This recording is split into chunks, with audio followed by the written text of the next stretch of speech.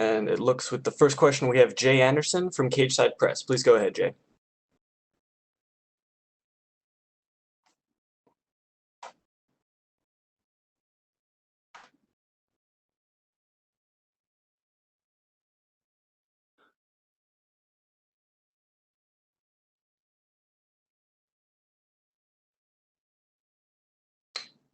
Jay, go ahead with your first question, sir.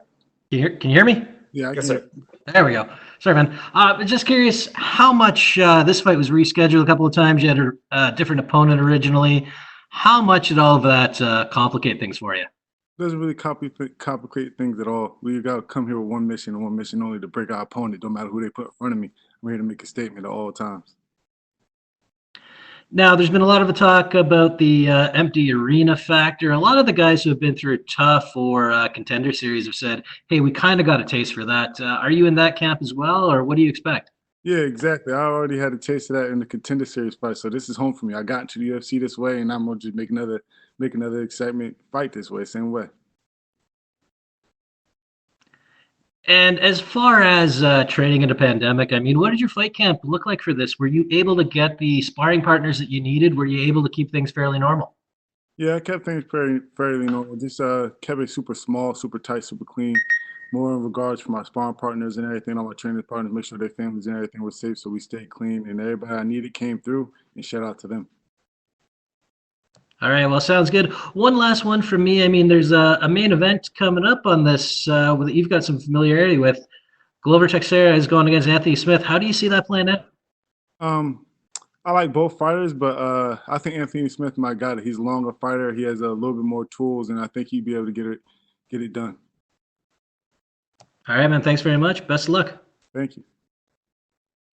Thank you, Jay. And members of the media, again, if you're looking to ask a question, please select the raise hand icon in the bottom right-hand corner of your screen. Up next, we have Shaquille Majori. Shaquille, please go ahead.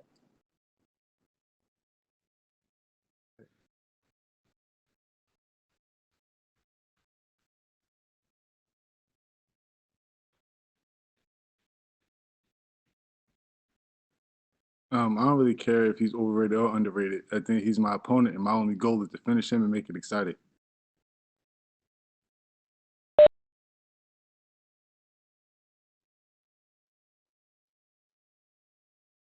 And as we wait for some more questions to come in, Karl, you are on the verge of putting together your first 3-fight win streak in the UFC. Can you talk a little bit about your evolution as a fighter and as an athlete since your UFC debut to where you are now?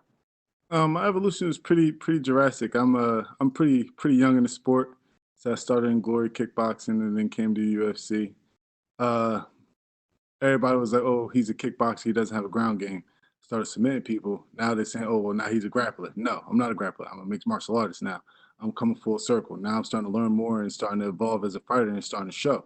So everybody who got the questions, every fight you're gonna see more and more of me evolution, me evolving and going out there to hurt some of my opponents.